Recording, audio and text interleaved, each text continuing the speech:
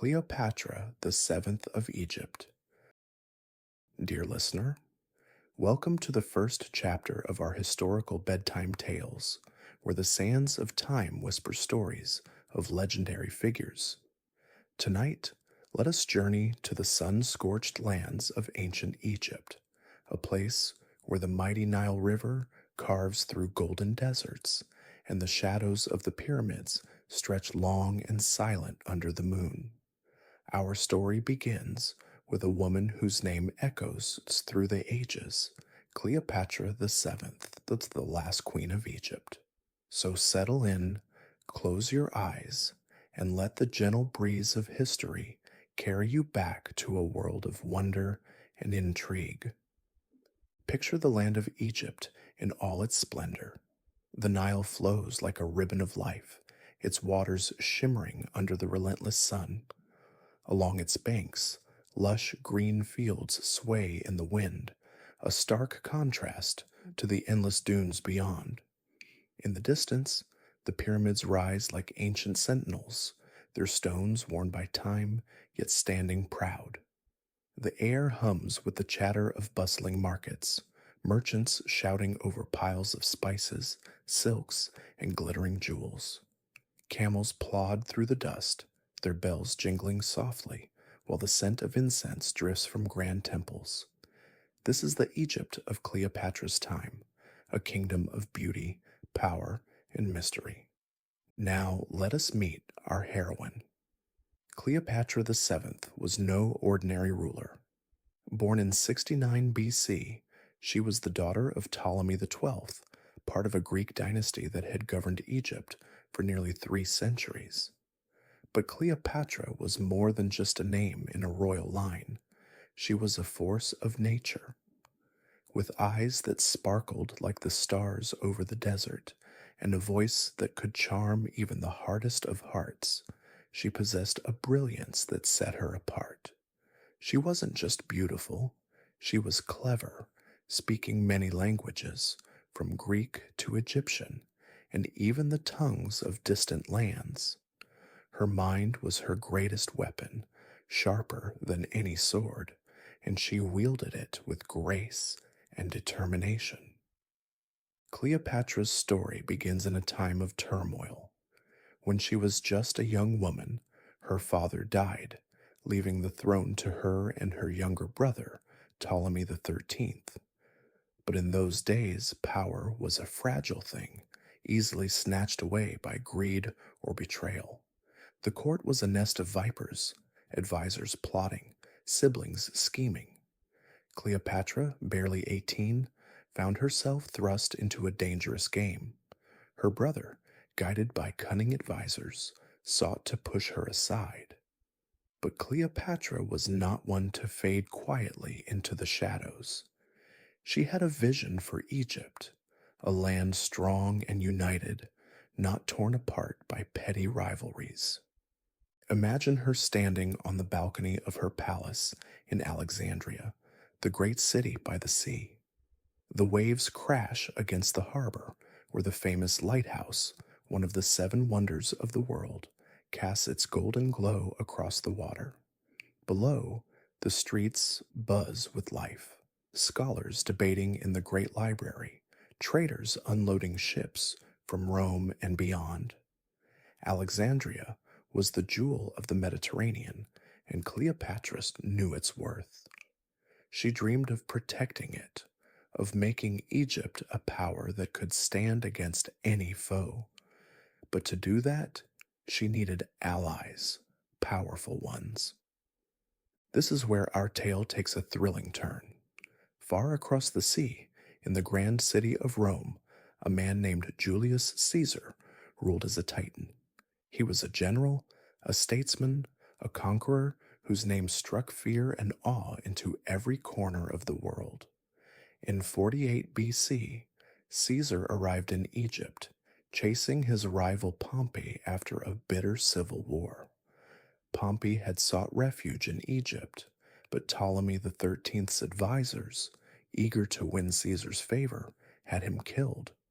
His head was presented to Caesar as a gruesome gift, but Caesar was not impressed.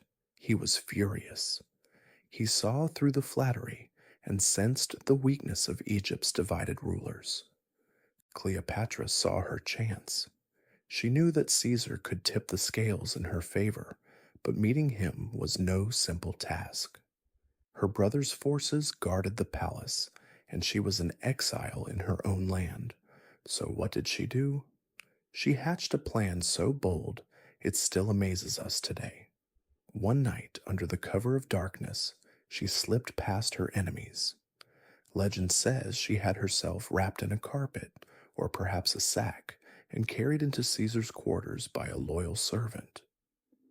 Imagine the scene: Caesar, stern and battle worn, sitting in a candlelit room, when suddenly a bundle is unrolled at his feet. Out steps Cleopatra, graceful and unafraid, her eyes locking with his. It was a moment that changed history. What did they talk about that night? We can only guess. Perhaps she spoke of Egypt's glory, of the wealth that flowed from its fields and mines. Or maybe she shared her dreams of a kingdom free from Rome's shadow, yet strong enough to stand beside it. Whatever she said, it worked. Caesar was captivated, not just by her beauty, but by her intellect, her fire. He decided to back her claim to the throne, and soon, with Roman soldiers at her side, Cleopatra marched into Alexandria. Her brother's forces crumbled, and Ptolemy XIII fled, only to drown in the Nile during his escape. At last, Cleopatra was queen, though she now ruled alongside another brother, Ptolemy XIV, as tradition demanded. But this was only the beginning. With Caesar as her ally, Cleopatra's power grew. She welcomed him into her world, showing him the wonders of Egypt, the temples of Thebes, the Sphinx gazing silently over the sands. They sailed the Nile together, a Roman general and an Egyptian queen, their partnership a marvel to all who saw it. Some whispered of love, others of politics, but one thing was clear: Cleopatra had won Caesar's loyalty. In time, she bore him a son, Caesarion, a child who carried the blood of two mighty worlds. For a moment, it seemed her dreams might come true: Egypt and Rome united under her reign. Yet danger was never far away. In Rome, Caesar's enemies grew restless. They feared his power, his ties to this foreign queen. And in Egypt, not everyone welcomed Cleopatra's rule. The people loved her, yes, but the nobles whispered against her, jealous of her strength. She walked a tightrope, balancing the needs of her kingdom with the demands of her Roman ally. Every step was a risk, every choice a gamble. And then, just as her star burned brightest, a shadow fell. In 44 BC, Julius Caesar was struck down, assassinated in the heart of Rome by men he once called friends. The news reached Cleopatra like a thunderbolt. Her greatest ally was gone. What would she do now? The Egypt she ruled was still a land of beauty and chaos. The Nile flowed on, its waters reflecting the moon as they had for centuries. The markets still thrived, the pyramids still stood, but Cleopatra's world had shifted. Without Caesar, Rome would turn its eyes to her, some with greed, others with suspicion, and there was another man on the horizon, a Roman general named Mark Antony, whose fate would soon intertwine with hers. But that's a tale for another night. For now, let us leave Cleopatra standing by the Nile, her gaze fixed on the stars. Her story is far from over, and the greatest mysteries are yet to unfold. What became of her dreams? How did she face the storms that gathered around her? And what of her end? Did she truly meet her fate with the bite of a serpent, as the legends say? Rest now, dear listener, and dream of Egypt's last queen, Her secrets wait for us in the shadows of time. Henry VIII of England, the king who defied a church and changed a nation. In the heart of Tudor England, where the air was thick with the scent of rosemary and the clang of blacksmiths echoed through cobblestone streets, a king sat upon the throne whose reign would reshape the destiny of a nation. Henry VIII, with his piercing blue eyes and commanding presence, was a monarch like no other, beloved by his people, feared by his enemies, and driven by an insatiable desire for power, legacy, and love. His story is one of passion and betrayal, of faith and defiance, of a man who dared to break with the mightiest institution of his time, the Catholic Church. But how did a king so devoted to his faith become its greatest adversary? And what secrets lie hidden in the shadows of his 6 marriages? A golden prince ascends. Our tale begins in the year 1509 when a young Henry VIII, just 18 years old, ascended to the throne. The kingdom rejoiced, for Henry was everything a king should be: tall, athletic, and brimming with charisma. The court buzzed with excitement as he rode through the streets of London, his red hair gleaming like a crown of fire. He was a scholar, a musician, a warrior, and a devout Catholic, his faith as unyielding as the stone walls of his castles. The people adored him, and the future seemed bright.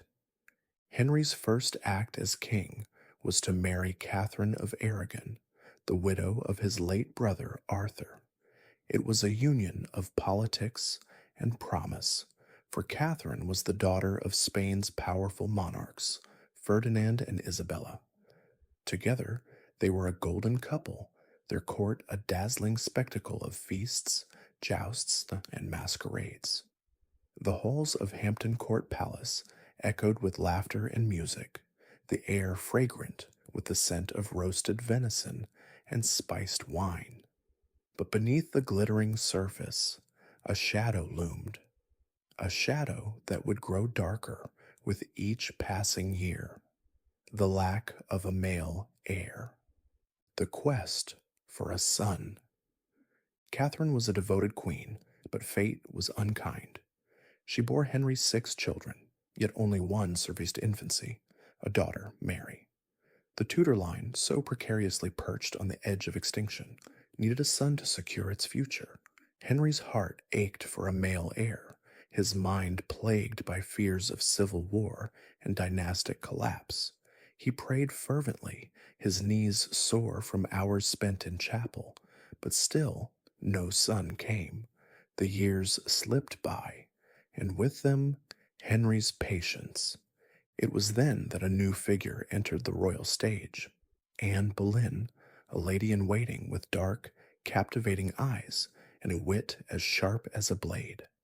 Anne was unlike any woman Henry had ever known, bold, intelligent, and unafraid to challenge him. She refused to be his mistress, insisting that she would only yield to him as his wife. Henry, ensnared by her charm and desperate for a son, made a decision that would shake the foundations of England.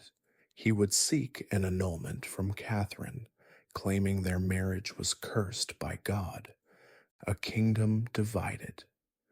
The path to annulment was fraught with peril. The Catholic Church under Pope Clement VII held the power to dissolve marriages, but the Pope was a prisoner of politics. Catherine's nephew, Emperor Charles V, controlled Rome, and he would not allow his aunt to be cast aside. Henry's pleas fell on deaf ears, and his frustration boiled into fury. How could a king, anointed by God, be denied his divine right? It was a question that would lead him to the brink of rebellion. Enter Thomas Cromwell, a shrewd adviser with a mind as cunning as a fox. Cromwell whispered a daring idea into Henry's ear. If the Pope would not grant the annulment, then England would break with Rome. Henry could declare himself the supreme head of the Church of England, free to make his own laws, free to marry as he pleased. It was a radical, dangerous notion, but Henry seized it with both hands. In 1533, he defied the Pope, annulled his marriage to Catherine, and wed Anne Boleyn in a secret ceremony. The die was cast, and England was forever changed. The birth of a new church. The break with Rome was not just a personal victory for Henry, it was a seismic shift in the fabric of English society. The Catholic Church, with its vast wealth and influence, was dismantled piece by piece. Monasteries were dissolved, their treasures seized, their lands redistributed. The Bible was translated into English, and the Church of England rose from the ashes, with Henry at its helm. It was a reformation born not of faith, but of necessity, a king's desire for a son, and a nation's hunger for independence. But Henry's joy was short-lived. Anne Boleyn, for all her fire, could not give him the heir he craved. She bore him a daughter, Elizabeth, but no son followed. Henry's love turned to resentment, and whispers of Anne's infidelity, likely fabricated by her enemies, sealed her fate. In 1536, she was arrested, tried for treason, and beheaded at the Tower of London. Her final words were a plea for mercy, but Henry's heart had turned to stone. How could a king so enamored become so ruthless? And what drove him to such brutal extremes? A parade of queens. With Anne gone, Henry's quest for a son continued. He married Jane Seymour, a gentlewoman with a quiet grace, and at last his prayers were answered. In 1537, Jane gave birth to a boy, Edward, the long-awaited heir. The kingdom erupted in celebration, church bells ringing from London to York. But joy was tempered by tragedy. Jane died shortly after childbirth, leaving Henry a widower once more. Undeterred, Henry married again and again. His fourth wife, Anne of Cleves, was a political match that soured quickly. Henry found her unappealing and divorced her within months. His fifth, Catherine Howard, was young and vivacious, but her infidelity, real this time, led to her execution. Finally, he wed Catherine Parr, a wise and steady woman who outlived him. Each marriage was a chapter in Henry's relentless pursuit of stability, yet each brought its own drama, its own heartbreak. What toll did these unions take on Henry's soul? And how did they shape the future of England, the twilight of a king? In his later years, Henry's health faltered. The once vigorous king grew stout and infirm, his legs plagued by ulcers, his temper as unpredictable as a storm. Yet his mind remained sharp, his will unbroken. He ruled with an iron fist, crushing rebellions and silencing dissent. His court was a place of splendor and fear, where loyalty was rewarded and betrayal met with swift, merciless justice. Henry died in 1547, leaving behind a kingdom transformed. His break with Rome had set England on a new path, one that would lead to centuries of religious strife and political upheaval. His children, Edward, Mary, and Elizabeth, would each take the throne, their reigns marked by the echoes of their father's choices. But Henry's legacy was more than just a fractured faith. It was a nation awakened, a people who had tasted the power of defiance. As the sun set on Henry's reign, the question lingered, was he a tyrant, a visionary, or simply a man driven by desire?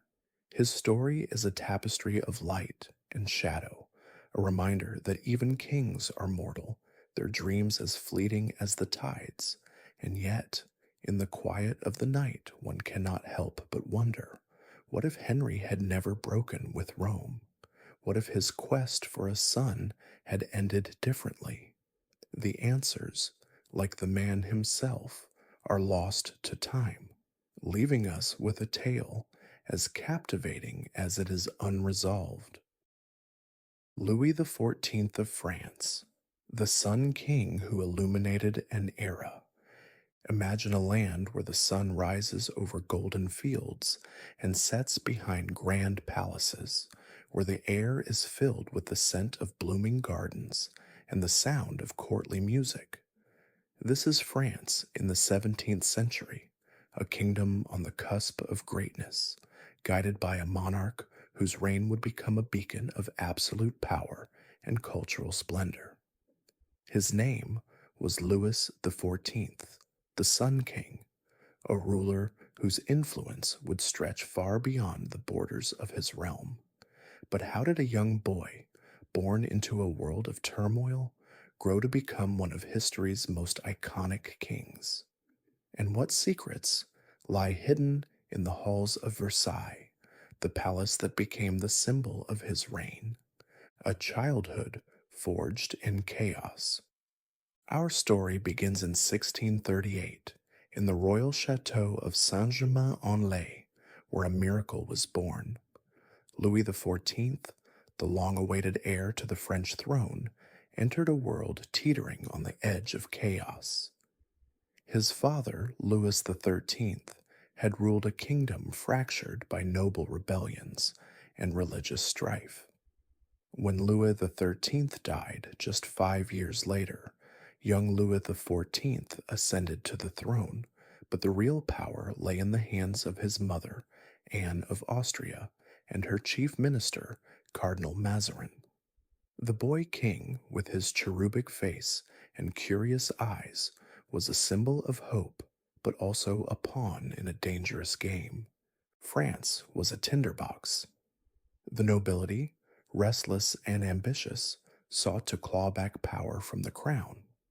In 1648, when Louis was just 10 years old, the Fronde Rebellion erupted, a series of uprisings that would shake the kingdom to its core.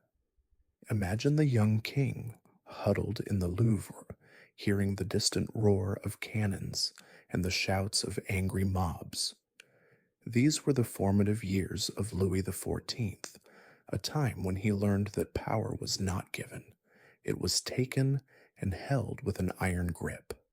What lessons did the young king draw from the chaos around him? And how would they shape the monarch he was destined to become? The rise of the Sun King. In 1661, at the age of 22, Louis XIV seized the reins of power. Cardinal Mazarin had died, and the young king declared that he would rule alone, without a chief minister. It was a bold move, a declaration of absolute authority. Louis was determined to be the sun around which all of France revolved. He adopted the symbol of the sun, Apollo, as his emblem, casting himself as the radiant center of the kingdom. His courtiers, like planets, would orbit him, their fates tied to his will. But Louis was not just a king of pomp and ceremony, he was a visionary. He understood that true power lay not just in military might, but in culture, art, and the perception of greatness. He set out to transform France into the envy of Europe, a kingdom where beauty and brilliance reigned supreme. At the heart of this vision was a palace unlike any other, Versailles. Once a humble hunting lodge, Louis would turn it into a gilded masterpiece, a stage where the drama of his reign would unfold. How did Versailles become the ultimate symbol of royal power? And what role did it play in Louis's quest for control? The Palace of Dreams. Versailles was more than a palace, it was a statement. Louis poured his heart and soul into its creation, employing the finest architects, artists, and craftsmen of the age. The Hall of Mirrors, with its glittering chandeliers and endless reflections, was a marvel of design, a place where the king could dazzle foreign dignitaries and remind his courtiers of his unmatched splendor. The gardens, meticulously manicured, stretched as far as the eye could see, their fountains dancing to the rhythm of hidden orchestras. But Versailles was not just a display of wealth, it was a tool of control. Louis required his nobles to live at court, where he could keep a watchful eye on their ambitions.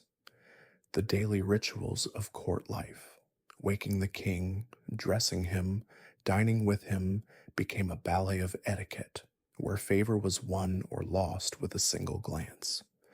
The nobility, once a threat to the crown, became courtiers, their power diluted by proximity to the king. It was a masterstroke of political strategy, a way to tame the unruly and centralize authority. What was life like in the gilded cage of Versailles? And how did Louis use it to bend the will of his subjects? The Wars of the Sun King. For all his love of art and culture, Louis XIV was a warrior at heart. He believed that a king's glory was measured not just in palaces, but in conquests. Throughout his reign, he waged a series of wars that would redraw the map of Europe: the War of Devolution, the Dutch War, the War of the League of Augsburg. Each conflict was a bid to expand France's borders and assert its dominance. Louis's armies, clad in blue and gold, marched across the continent, their drums beating a rhythm of ambition. Yet victory came at a cost. The wars drained the treasury, and the endless campaigns sowed the seeds of resentment among France's neighbors. England, the Dutch Republic, and the Holy Roman Empire formed alliances to curb Louis's ambitions, their coalitions a wall against his dreams of hegemony. The War of the Spanish Succession, the last and greatest of his conflicts, would test France to its limits. It was a struggle for the fate of Europe, a clash of dynasties and empires. How did Louis navigate the treacherous waters of European politics? And what price did France pay for his pursuit of glory, the twilight of the sun? As the years passed, the Sun King's light began to dim. His later years were marked by personal tragedy, and the weight of a kingdom stretched thin. His beloved heir, the Grand Dauphin, died in 1711, followed by a cascade of losses that left the succession in doubt. The once vibrant king grew frail, his body worn by the burdens of rule. Yet even in his twilight, Louis remained resolute. He clung to his vision of France, a kingdom that would outshine all others, a legacy that would endure. In 1715, after 72 years on the throne, the longest reign in European history, Louis XIV breathed his last. His final words were a whisper of humility. "I have loved war too much." It was a rare admission from a king who had lived as a god among men. His death marked the end of an era, but his influence would linger long after. France, under his rule, had become a beacon of art, culture, and power, its language and customs the envy of the world. But the seeds of revolution, sown by the inequalities of his reign, would one day bloom into upheaval. What legacy did Louis leave for France? And how did his reign set the stage for the storms to come? As the sun set on Versailles, casting long shadows across the gardens, the world was left to ponder the reign of the Sun King. His story is one of light and shadow, of brilliance and excess, a reminder that even the mightiest rulers are mortal, their dreams as fleeting as the dawn. Yet in the quiet of the night, one cannot help but wonder, what if Louis had chosen peace over war? What if his vision had been tempered by restraint? The answers, like the king himself, are lost to time, leaving us with a tale as captivating as it is unresolved. Catherine the Great, a legacy of power and enlightenment. In the glittering halls of St. Petersburg, where the air was thick with the scent of intrigue and the chandeliers cast a golden glow over the assembled courtiers, Catherine the Great ruled with a steady hand and a keen mind. Having seized the throne from her husband, Peter III, in a daring coup, she set out to transform Russia into a modern, enlightened empire. Her early years were marked by ambitious reforms, including the nakaz, a legal code inspired by the ideals of the Enlightenment. Yet Catherine's vision stretched far beyond the palace walls, her ambitions reaching across borders and into the annals of history. She was determined to make Russia a power that Europe could not ignore. The Partitions of Poland, a game of trust and triumph. One of Catherine's most audacious achievements unfolded on the chessboard of European politics, the Partitions of Poland. With a blend of cunning diplomacy and unrelenting resolve, she orchestrated the division of Poland among Russia, Prussia, and Austria, not once, but 3 times, until by 1795 the nation vanished from the map. The first partition in 1772 saw Russia claim a vast swath of Polish land, a move cloaked as a stabilizing act amid Poland's internal chaos. The second, in 1793, tightened her grip, and the third sealed Poland's fate, leaving its people to mourn a lost sovereignty. What drove Catherine to such lengths? Was it pure ambition, a hunger for territory to match her grand vision of Russia? Or did she see herself as a bringer of order, imposing enlightenment on a fractured land?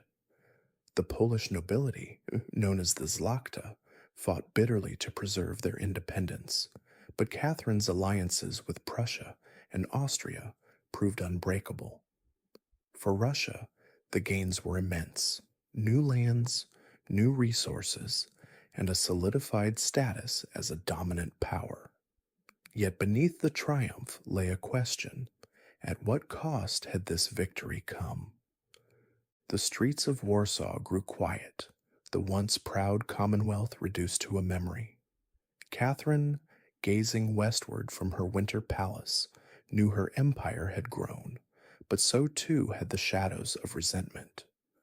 The partitions were a masterstroke, yet they whispered of future unrest, a legacy as complex as the woman who engineered it. Bonds of power and intellect. Catherine's reign was not a solitary endeavor. At her side stood figures who shaped her empire and her mind, none more pivotal than Grigory Potemkin.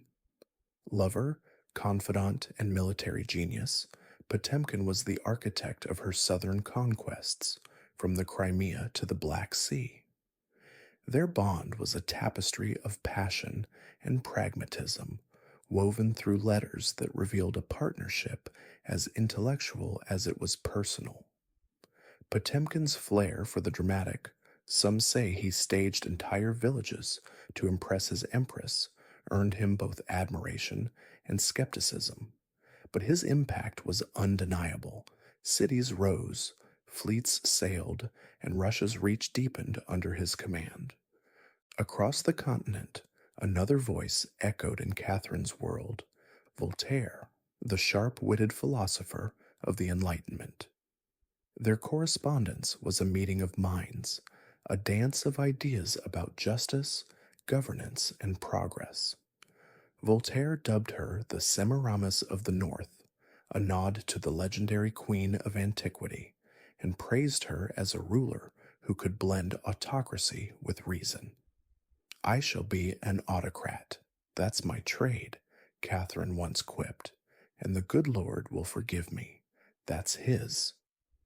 Through Voltaire's lens, she saw Russia as a canvas for Enlightenment ideals, yet she wielded her power with a pragmatism he could only admire from afar. What did these relationships reveal? Potemkin offered her the muscle to expand, Voltaire the mirror to reflect her aspirations. Together, they painted a portrait of a ruler, both human and extraordinary, a woman whose heart and mind wrestled with the weight of her crown, a cultural renaissance. Catherine's ambitions were not confined to conquest. She was a collector of beauty, a weaver of culture, determined to drape Russia in the elegance of Europe. The Hermitage Museum, born from her passion for art, began as a private retreat within the Winter Palace, its rooms brimming with masterpieces from Rembrandt to Rubens. Today, it stands as a monument to her vision, a treasure trove that whispers of a time when an empress dreamed of splendor. Her cultural pursuits stretched beyond canvas and marble. The Smolny Institute for Noble Maidens, founded in 1764, was a radical step, a school to educate women, to lift them from ornament to intellect.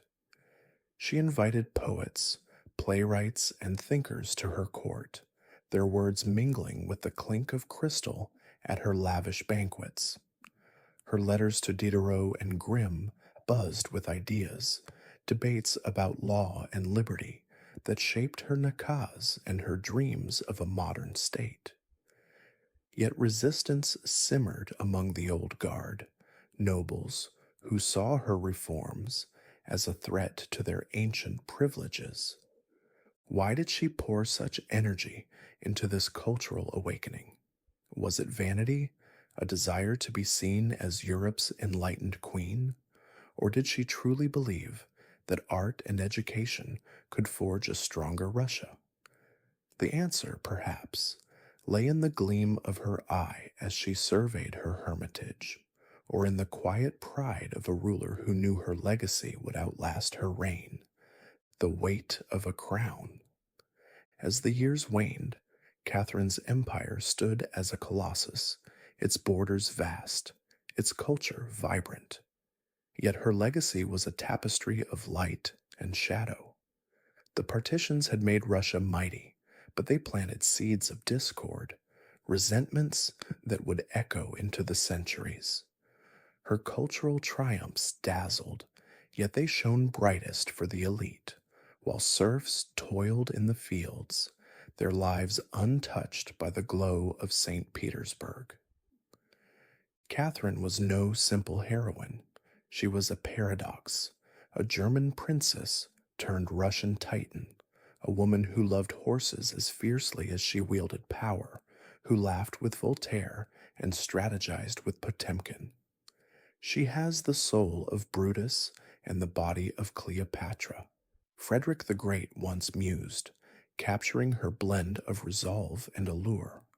Her reign reshaped a nation, dragging it into the modern age with a force both brilliant and brutal. As the sun dipped below the horizon of her empire, Catherine left behind a Russia transformed, stronger, grander, yet riddled with questions. Had she built a foundation for greatness or a stage for future strife? Her story lingered in the air, a tale of ambition and intellect, of a woman who bent history to her will. And as the candles flickered out in the palaces she loved, the world turned its gaze to the legacy of Catherine the Great, wondering what chapters lay unwritten. Charlemagne, the emperor who shaped an era. In the tapestry of history, few figures loom as large as Charlemagne, the king of the Franks, who became the first Holy Roman Emperor. By the dawn of the 9th century, his empire stretched from the Atlantic to the Elbe, a vast dominion forged through relentless conquest and unyielding will. Yet as the dust of battle settled, Charlemagne faced a new challenge: how to govern and unite this sprawling realm. This is the story of a king who sought not just to conquer, but to enlighten, a ruler whose vision extended beyond the battlefield to the very soul of his people. How did Charlemagne transform his empire into a beacon of culture and faith? And what shadows lingered over his grand design? A vision of unity. Charlemagne's empire was a patchwork of tribes, languages, and traditions, bound together by the force of his sword and the weight of his crown. But the emperor knew that steel alone could not hold his realm together. He dreamed of a unified Christian empire, a new Rome where faith and law would reign supreme. To achieve this, he turned to the church, forging a bond that would define his rule. In the year 800, on a crisp Christmas morning, Charlemagne knelt before Pope Leo III in St. Peter's Basilica. The Pope placed a golden crown upon his head, proclaiming him Emperor of the Romans. It was a moment of triumph, a fusion of spiritual and temporal power. But it was also a pact. Charlemagne would protect the church, and in return, the church would sanctify his rule. Together, they would bring order to a fractured world. Yet as the emperor rose to his feet, a question lingered. Could faith truly unite a land so vast and diverse? The Carolingian Renaissance. Charlemagne's ambition extended beyond mere governance. He sought to revive the glory of Rome through a renaissance of learning and culture. He gathered scholars from across Europe to his court at Aachen, their minds a constellation of wisdom. Among them was Alcuin of York, a brilliant monk whose teachings would illuminate the empire. Under Charlemagne's patronage, monasteries became centers of knowledge, their scriptoria humming with the scratch of quills as monks copied ancient texts. The emperor himself was a student, his thirst for knowledge unquenchable. He learned to read Latin, studied astronomy, and debated theology with his advisors. He even attempted to write, though his large warrior's hands struggled with the delicate art of penmanship. His court became a beacon of intellectual pursuit, a place where art, music, and literature flourished. But Charlemagne's vision was not just for the elite. He wanted his entire empire to share in this cultural awakening. How did he spread this light to the farthest corners of his realm? And what challenges did he face in lifting his people from the shadows of ignorance? The emperor's law. To govern his vast empire, Charlemagne needed more than faith and culture. He needed law. He set out to standardize the legal codes that varied from region to region, creating a system that would bring justice and order. His capitularies, decrees issued from his court, were carried by royal messengers to every corner of the empire. These laws touched on every aspect of life, from the regulation of markets to the punishment of crimes, from the duties of bishops to the rights of peasants.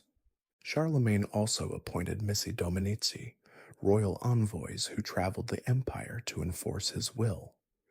These pairs of officials, one lay, one clergy, were his eyes and ears, rooting out corruption and ensuring loyalty. Yet for all his efforts, the empire was vast, and local lords often resisted his reforms. The emperor's law was a beacon, but in the distant marches, its light grew dim.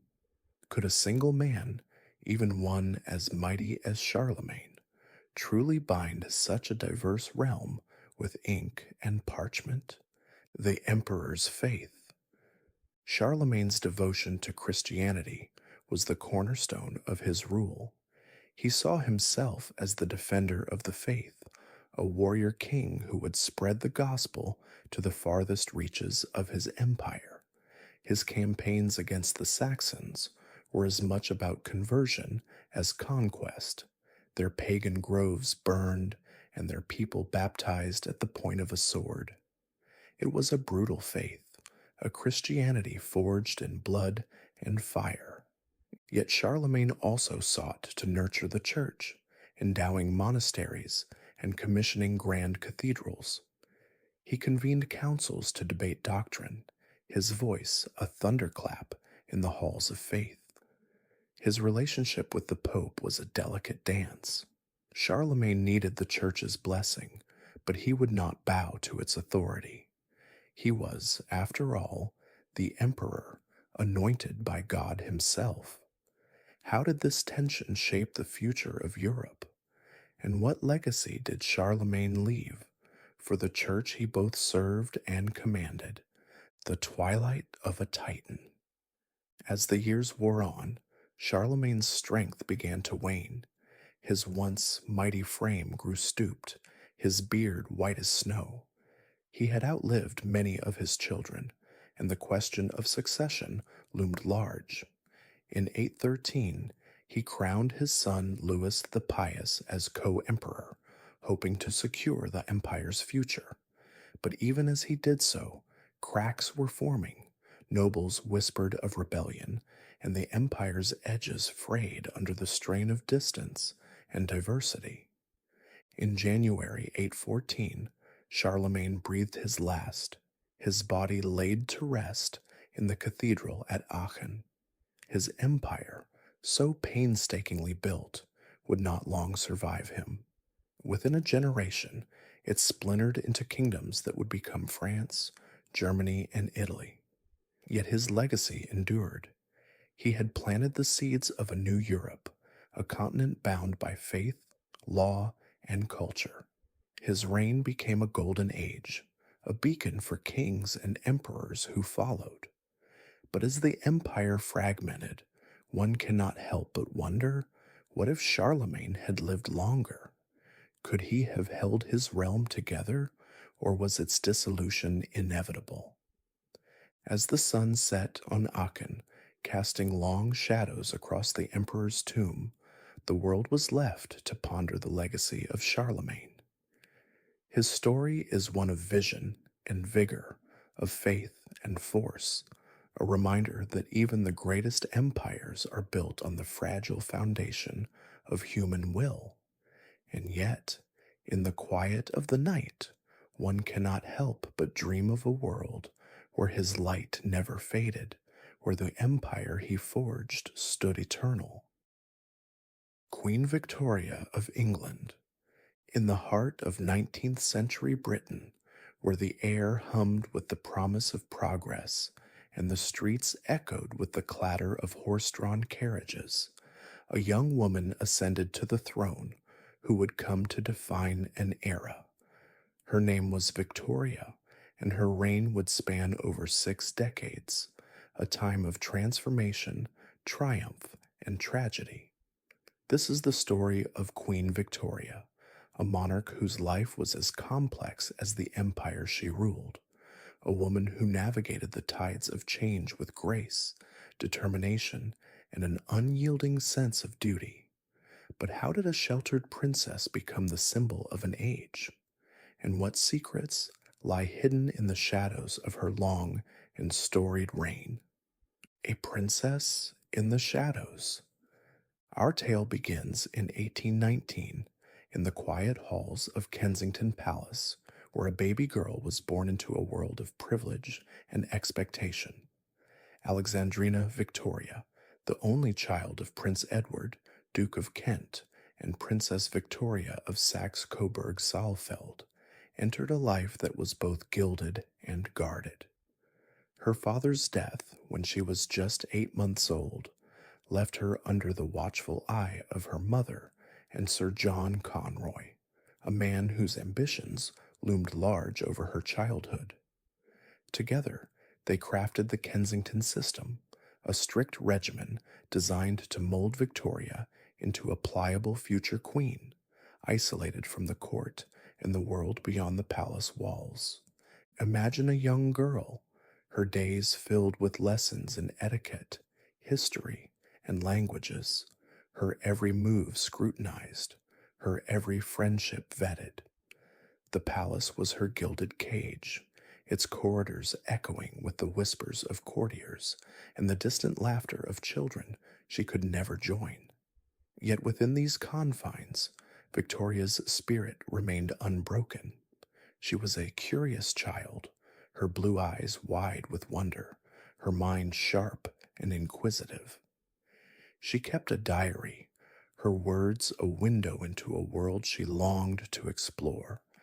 And as the years passed, the weight of her destiny grew ever heavier. How did this sheltered princess prepare for the crown that awaited her? And what dreams did she harbor in the quiet of her chamber? A crown upon her head. In the early hours of June 20th, 1837, the world shifted.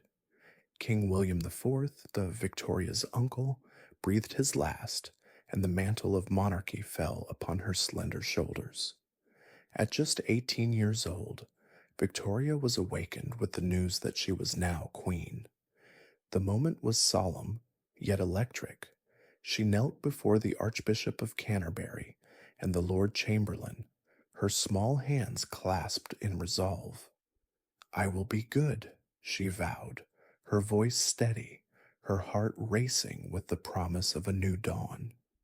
The coronation that followed was a spectacle of grandeur, a tapestry of velvet and gold. Westminster Abbey, with its soaring arches and ancient stones, bore witness as Victoria was anointed, her head crowned with the weight of history. The cheers of the crowd echoed through the streets of London, a city alive with hope and curiosity.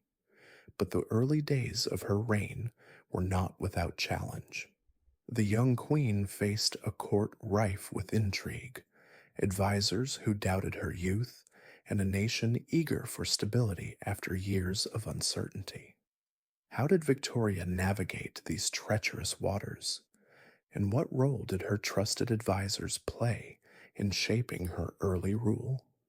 A partnership forged in love. Amid the swirl of courtly life, one figure emerged to capture Victoria's heart, Prince Albert of Saxe-Coburg and Gotha. Their meeting was orchestrated by fate and family, a union designed to strengthen alliances. Yet what began as a political match blossomed into a love story for the ages. Albert was a man of intellect and vision, his mind a garden of ideas, his spirit a match for Victoria's own. They wed in 1840, their ceremony a vision of white lace and whispered vows.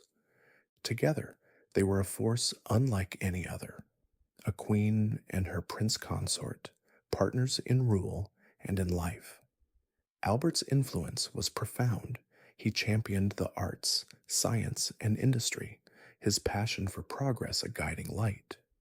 He was the architect of the Great Exhibition of 1851, a dazzling showcase of innovation housed in the Crystal Palace, a marvel of glass and iron.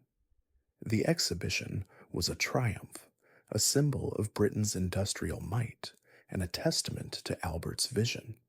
But their partnership was not without its trials. The demands of monarchy weighed heavy, and the birth of 9 children brought both joy and strain. How did Victoria and Albert balance the demands of family and duty? And what shadows loomed over their seemingly perfect union? The Empire's Golden Age. Under Victoria's reign, Britain entered an era of unprecedented growth. The Industrial Revolution swept across the land, its engines roaring with the promise of progress. Railways crisscrossed the countryside, factories hummed with activity, and cities swelled with the influx of workers seeking a better life. The British Empire expanded, its reach stretching from the sun-drenched shores of India to the rugged landscapes of Africa. Victoria became not just a queen, but an empress, her name synonymous with an age of innovation and exploration. Yet the Victorian era was a time of contrasts. While the empire thrived, the streets of London teemed with poverty, and the working class labored under harsh conditions. Writers like Charles Dickens captured the plight of the downtrodden, their words a mirror to the era's inequalities. Meanwhile, the Queen herself remained a figure of stability, her image a symbol of continuity in a rapidly changing world. She embraced new technologies, from the telegraph to photography, her curiosity undimmed by the passage of time. But as the empire grew, so too did the challenges of governing such a vast dominion. How did Victoria navigate the complexities of her expanding realm? And what role did she play in shaping the Britain we know today? A queen in mourning. In 1861, tragedy struck. Prince Albert, the love of Victoria's life, succumbed to typhoid fever, leaving her shattered. The Queen retreated into mourning, her world dimmed by grief. She withdrew from public life, her black crape veils a symbol of her sorrow. The halls of Windsor Castle echoed with silence, the laughter of children a distant memory. For years, Victoria remained secluded, her heart a fortress of pain. Yet even in her grief, the machinery of monarchy churned on. Her ministers urged her to return to her duties, to be the figurehead her people needed. Slowly, painfully, she emerged from the shadows, her resolve hardened by loss. The later years of her reign saw her embrace her role as a matriarch, a grandmother to Europe's royalty. Her Golden Jubilee in 1887 and Diamond Jubilee in 1897 were celebrations of an era, a testament to her enduring presence. But as the century turned, the question lingered: what would become of the empire she had shepherded for so long? And how would history remember the queen who had seen it all? As the sun set on the Victorian era, casting long shadows across the empire, the world was left to ponder the legacy of Queen Victoria. Her story is one of resilience and reinvention, of a woman who wore the crown with grace and grit. Yet in the quiet of the night, one cannot help but wonder, what if Albert had lived? What if Victoria had never ascended the throne? The answers, like the Queen herself, are woven into the fabric of time, leaving us with a tale as captivating as it is unresolved. Emperor Meiji of Japan, the monarch who transformed a nation. In the land of the rising sun, where ancient traditions met the winds of change, a young emperor ascended to the throne, destined to lead his nation into a new era.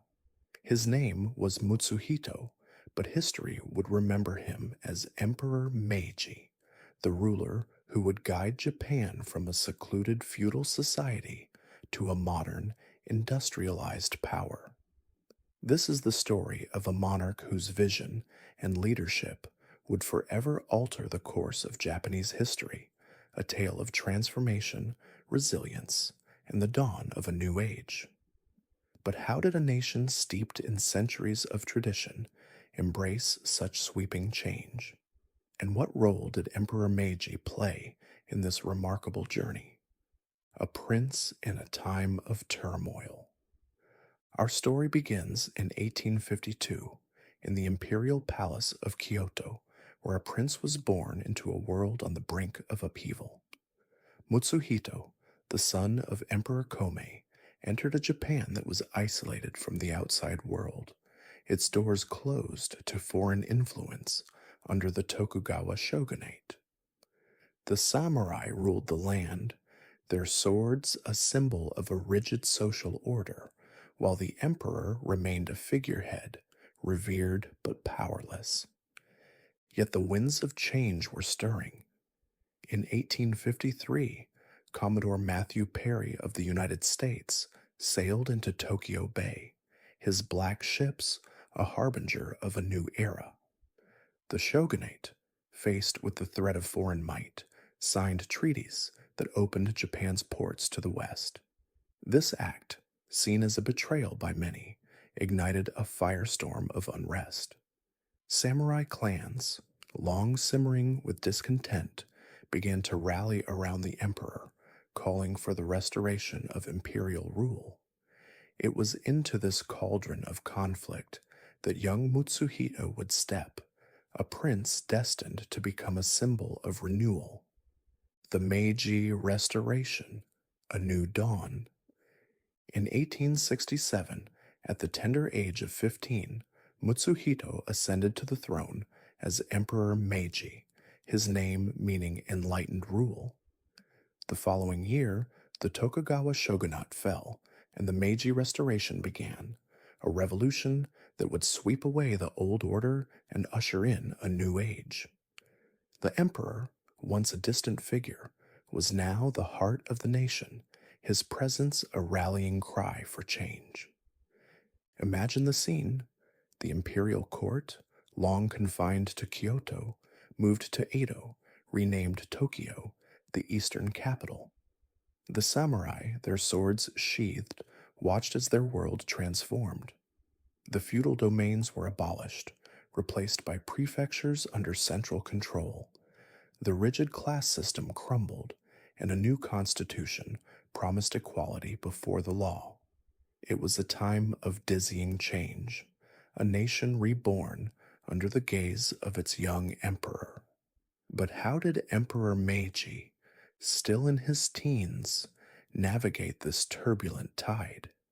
And what vision guided him through the storm, the path to modernization? Emperor Meiji was not just a symbol, he was a leader with a keen understanding of the world beyond Japan's shores.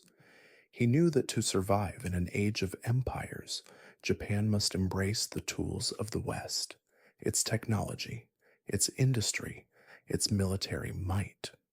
Yet he also sought to preserve the soul of his nation, its traditions and values. It was a delicate balance, a dance between past and future. Under his reign, Japan embarked on a journey of rapid modernization. Railroads crisscrossed the land, their steam engines a marvel of progress.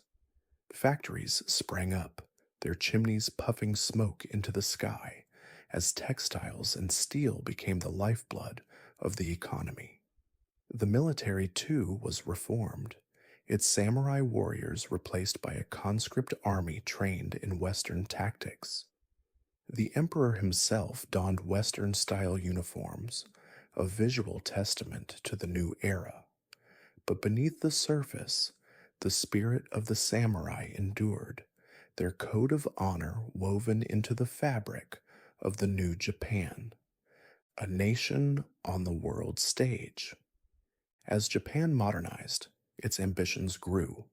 The emperor, once a secluded figure, now stood as a symbol of national unity and strength. In 1894, Japan clashed with China in the First Sino-Japanese War, emerging victorious and claiming Taiwan as its prize. A decade later, the Russo-Japanese War saw Japan defeat a European power, shocking the world and cementing its status as a force to be reckoned with. Imagine the emperor, his gaze steady, as he received news of these victories.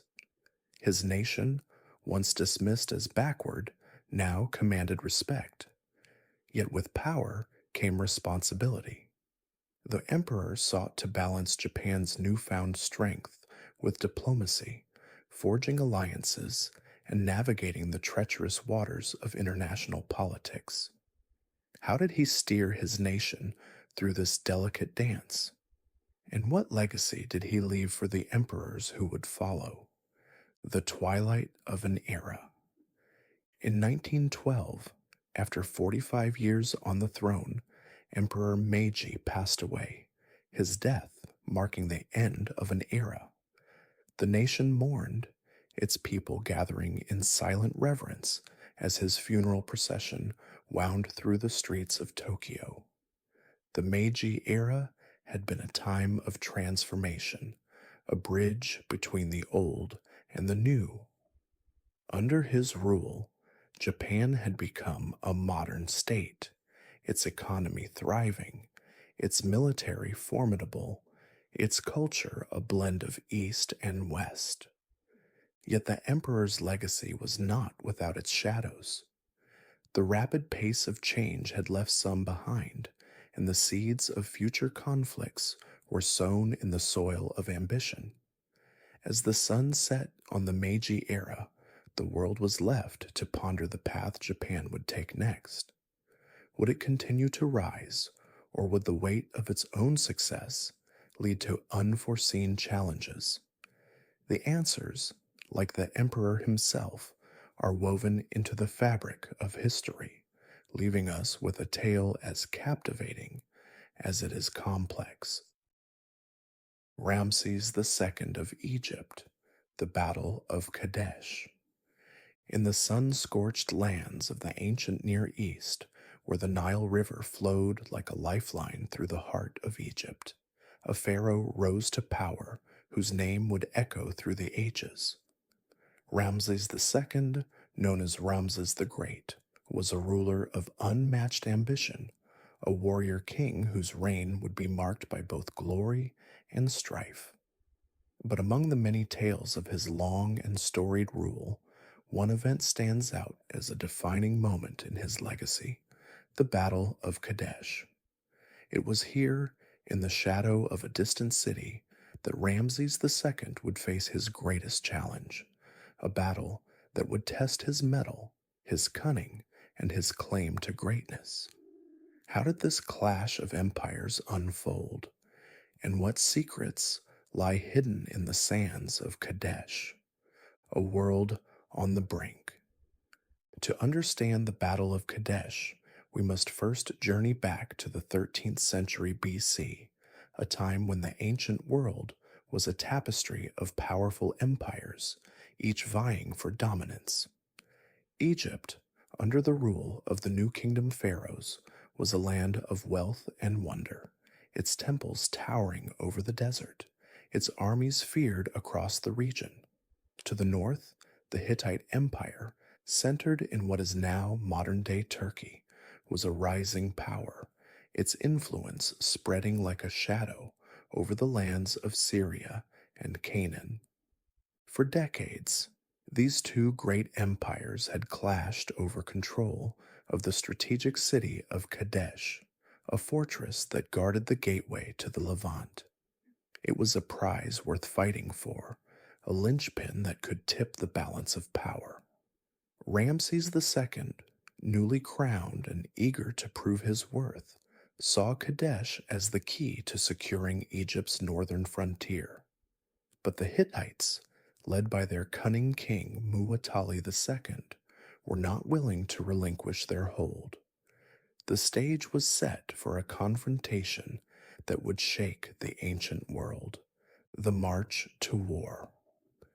In the spring of 1274 BC, Ramses II gathered his forces for a campaign that would be remembered for millennia. With an army of over 20,000 men, infantry, archers, and the elite chariot corps, he set out from Egypt, his golden chariot gleaming in the sun. The journey was long and arduous, the soldiers marching through the blistering heat of the Sinai and into the rugged hills of Canaan. Yet Ramses was undeterred, his eyes fixed on the prize, Kadesh. As the Egyptian army approached the city, Ramses received word from his scouts. Kadesh was lightly defended, the Hittite forces nowhere in sight. It seemed too good to be true, a golden opportunity to strike. But Ramses, ever the bold commander, pressed forward, eager to claim victory. Little did he know that the Hittites were watching. their spies feeding false information, luring the pharaoh into a trap. What was the true strength of the Hittite army? And how would Ramses respond when the jaws of the trap snapped shut? The battle unfolds. On the plains before Kadesh, the Egyptian army made camp, their tents pitched in the shadow of the city's walls.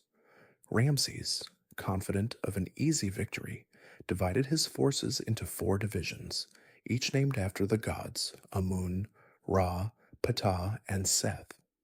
But as the sun climbed higher, a cloud of dust appeared on the horizon. It was not the retreating Hittites, as Ramses had been led to believe.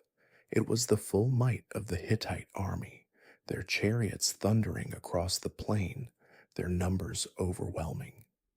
The Hittites struck with the force of a storm, their chariots crashing into the unprepared Egyptian camp. Chaos erupted as soldiers scrambled for their weapons, their formations shattered. Ramses, caught off guard, found himself surrounded, his personal guard fighting desperately to protect him.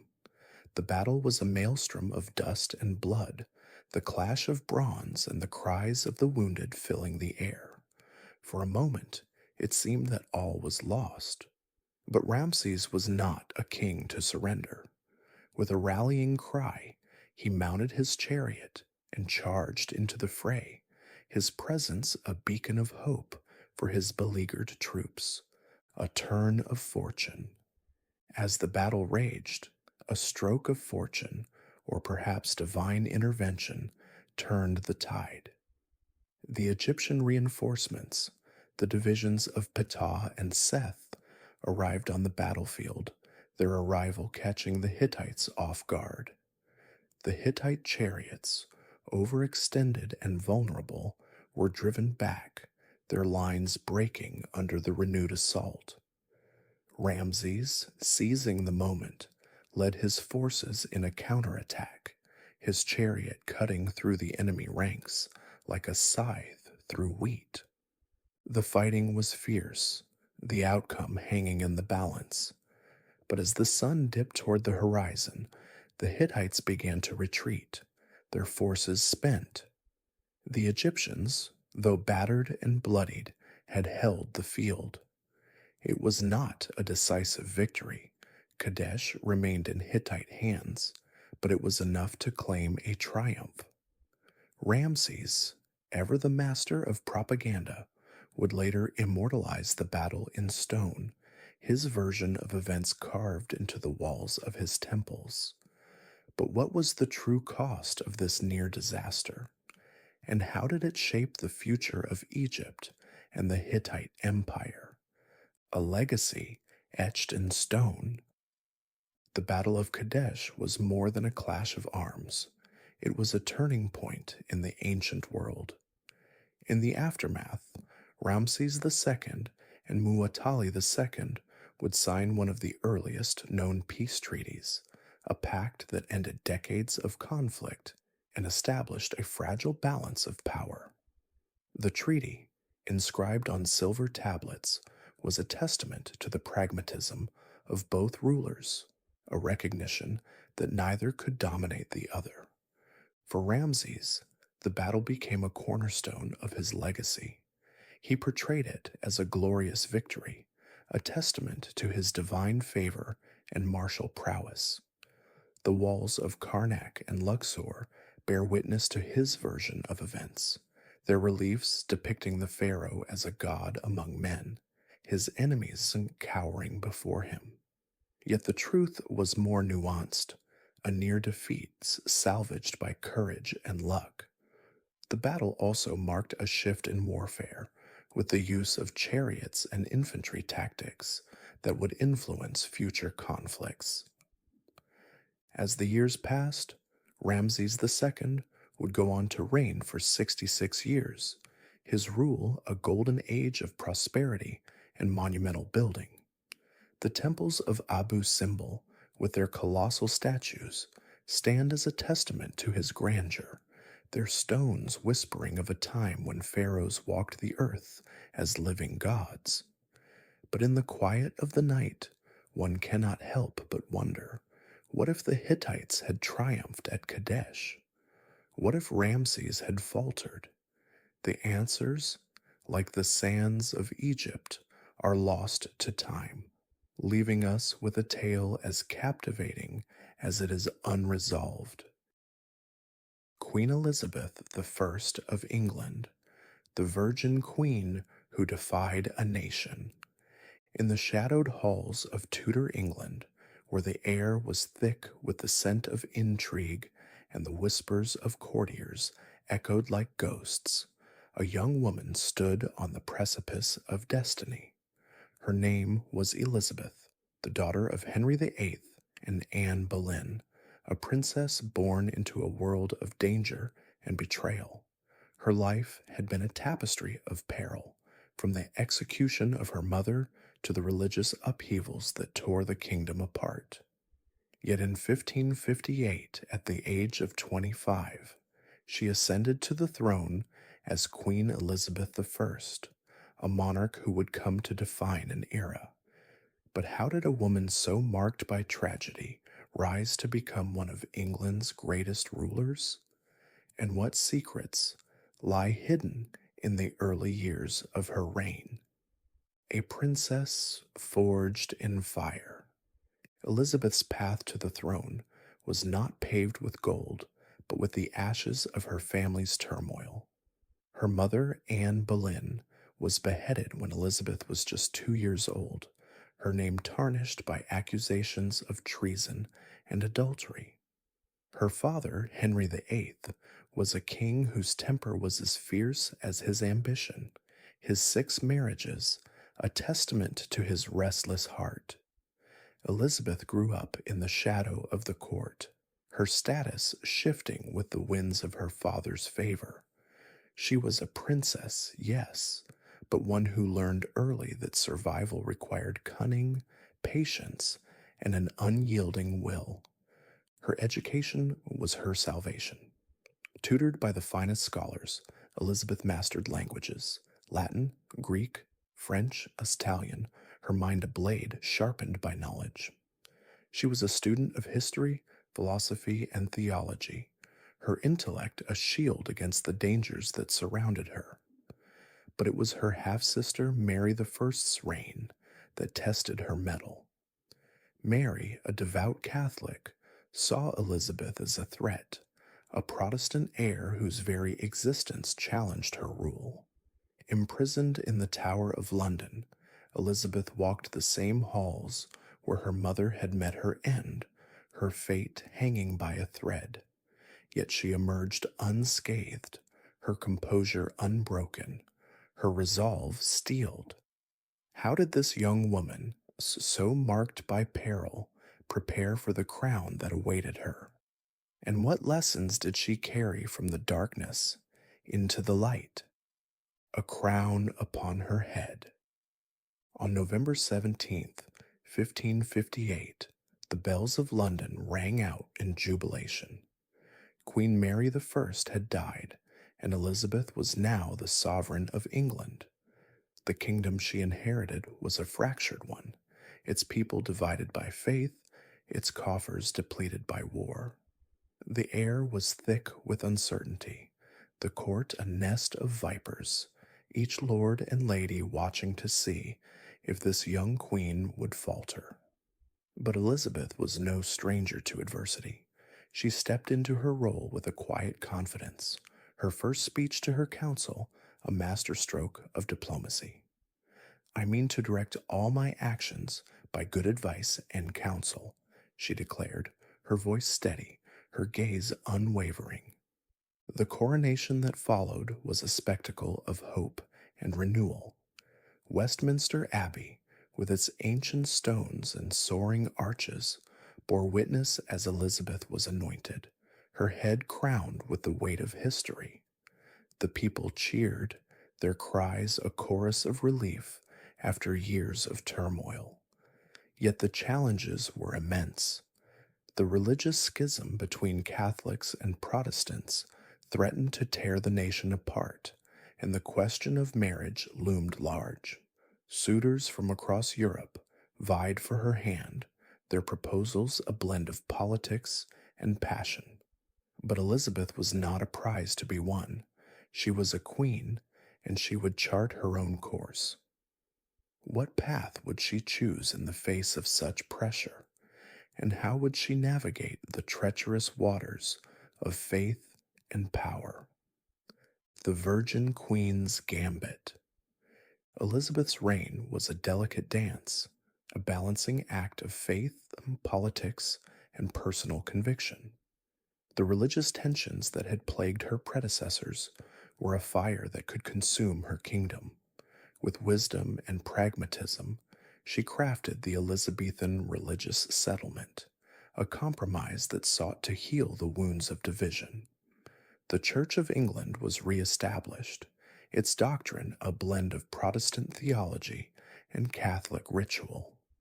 It was a middle way, a path that angered extremists on both sides, but offered a fragile peace. Elizabeth, ever the strategist, knew that unity was her greatest weapon. Yet the question of marriage remained a thorn in her side. Her council urged her to wed, to secure the succession and forge alliances. Princes and kings sent their portraits, their letters filled with promises of love and loyalty. But Elizabeth was not swayed. She saw marriage as a cage, a surrender of her autonomy. I have already joined myself in marriage to a husband, namely the Kingdom of England, she proclaimed, her words a declaration of independence. It was a bold choice, one that would earn her the title of the Virgin Queen. But was it a sacrifice or a calculated move to preserve her power? And what shadows did it cast over her reign? A golden age dawns. Under Elizabeth's steady hand, England entered a golden age.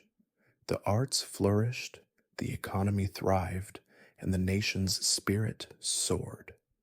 The Queen's patronage of the theater brought forth a renaissance of drama, with playwrights like William Shakespeare and Christopher Marlowe crafting works that would echo through the centuries.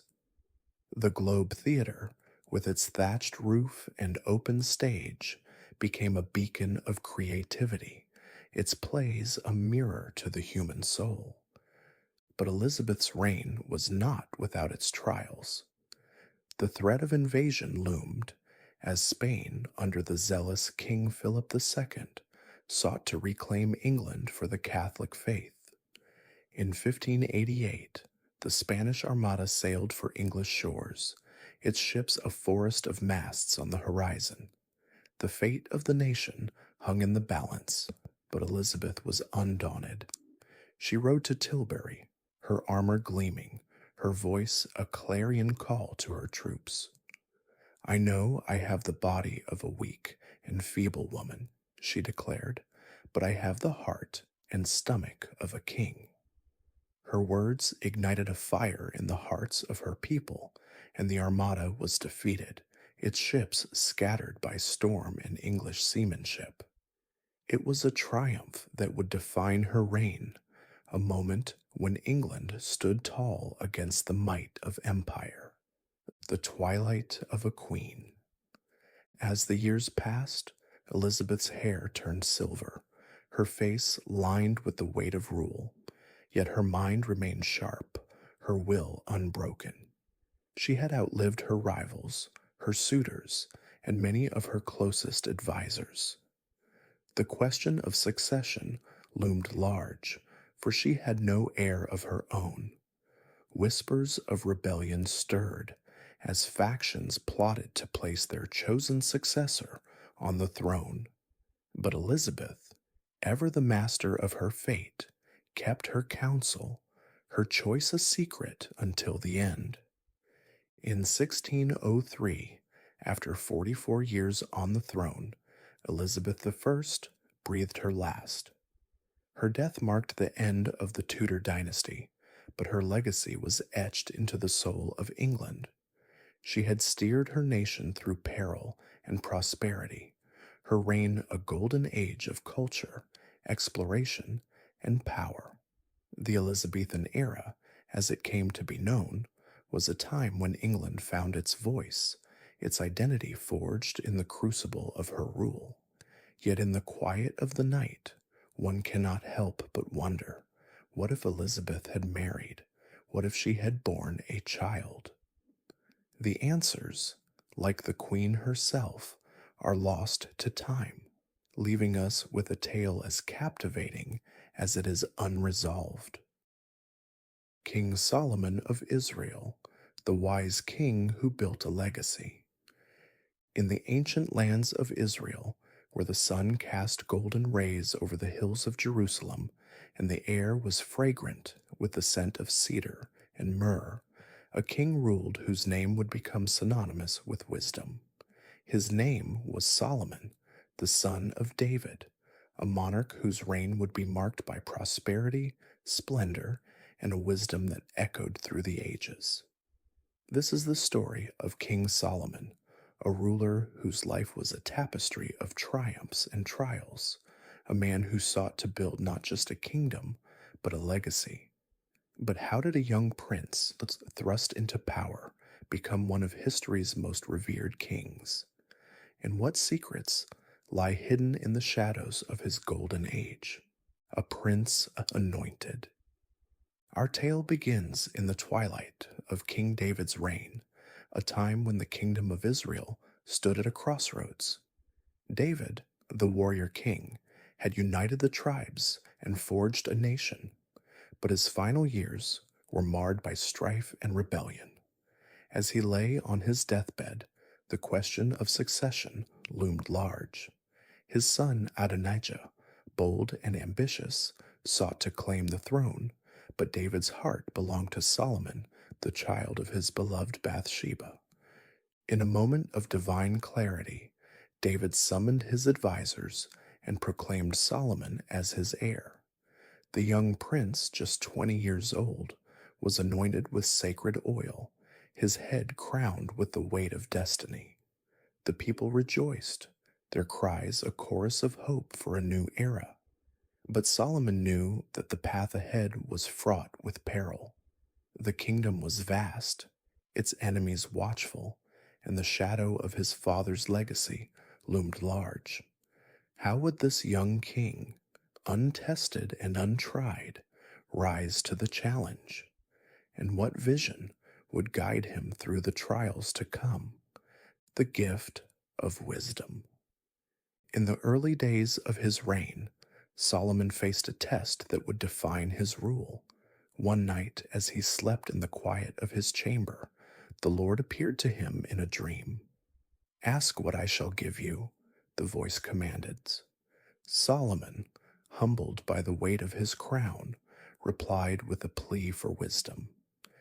"Give your servant a discerning heart to govern your people and to distinguish between right and wrong," he prayed. His request pleased the Lord, who granted him not just wisdom, but riches and honor beyond measure. Solomon awoke, his mind ablaze with newfound clarity. His wisdom became legendary, his judgments a marvel to all who heard them. The most famous of these was the tale of two women, each claiming a child as their own. With a single, daring test, Solomon revealed the true mother, his insight cutting through deceit like a blade. It was a moment that cemented his reputation as the wisest of kings. But wisdom, as Solomon would learn, was both a gift and a burden. How would he wield this divine insight in the years to come? And what price would he pay for the knowledge he possessed? The Temple of Splendor. Solomon's greatest ambition was to build a temple worthy of the Lord, a sanctuary that would stand as a beacon of faith and glory. His father David had dreamed of such a temple, but it was Solomon who would bring that vision to life. He forged alliances with neighboring kings, securing cedar from Lebanon and gold from distant lands. Artisans and laborers from across the kingdom were summoned, their hands shaping stone and timber into a masterpiece. The temple rose on Mount Moriah, its walls adorned with gold and precious stones, its courtyards filled with the scent of incense and the sound of prayer. The Holy of Holies, veiled in mystery, housed the Ark of the Covenant, a sacred relic that bound the people to their God. When the temple was complete, Solomon stood before his people, his voice a clarion call of devotion. I have built you an exalted house, a place for you to dwell forever, he proclaimed. The temple was more than a building. It was a symbol of unity, a testament to the covenant between king and creator. Yet even as the temple stood in splendor, whispers of discontent stirred. How did Solomon's grand vision shape the soul of Israel, and what shadows loomed over this golden age? The king's heart divided. For all his wisdom, Solomon was not immune to the frailties of the human heart. His reign was marked by wealth and splendor, but also by excess. He took many wives, 700 princesses, and 300 concubines, each a symbol of alliance and power. Yet these unions, born of politics, sowed the seeds of discord. His wives brought with them the gods of their homelands, and Solomon, in his desire to please, allowed altars to be built to foreign deities. The Lord, who had granted him wisdom, watched with sorrow as Solomon's heart turned away. Because you have done this, the divine voice warned, I will tear the kingdom away from you. It was a prophecy that would haunt Solomon's final years. His kingdom, once united, began to fracture, the tribes restless under the weight of his taxes and the demands of his grand projects. Rebellion simmered, and the seeds of division took root. How did Solomon, the wisest of kings, falter in his devotion? And what lessons did he learn in the twilight of his reign? A legacy etched in time. In 931 BC, after 40 years on the throne, King Solomon passed into history. His death marked the end of an era, a time when Israel stood as a beacon of prosperity and faith. Yet the kingdom he left behind was a fragile one. His son Rehoboam, lacking his father's wisdom, would see the nation split in two, the tribes of Israel and Judah parting ways in a bitter schism. Solomon's legacy, however, endured. His wisdom, immortalized in the book of Proverbs, became a guiding light for generations. His temple, though destroyed and rebuilt, remained a symbol of devotion, its memory a cornerstone of faith. The tales of his wealth and splendor inspired poets and kings alike, their dreams woven into the fabric of legend. Yet in the quiet of the night, one cannot help but wonder, what if Solomon had remained steadfast in his faith? What if his heart had not been divided? The answers, like the king himself, are lost to time, leaving us with a tale as captivating as it is unresolved. Farewell and good night.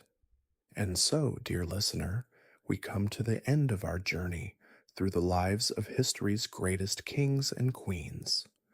From the sands of Egypt to the hills of Israel, we have wandered through tales of power, wisdom, and legacy.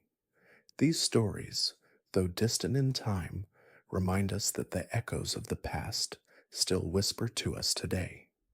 As you drift into sleep, let the wisdom of Solomon linger in your dreams, a gentle reminder that even the greatest among us are shaped by the choices we make. Thank you for joining us on this voyage through the ages. May your nights be peaceful and your dreams filled with the light of history. Good night.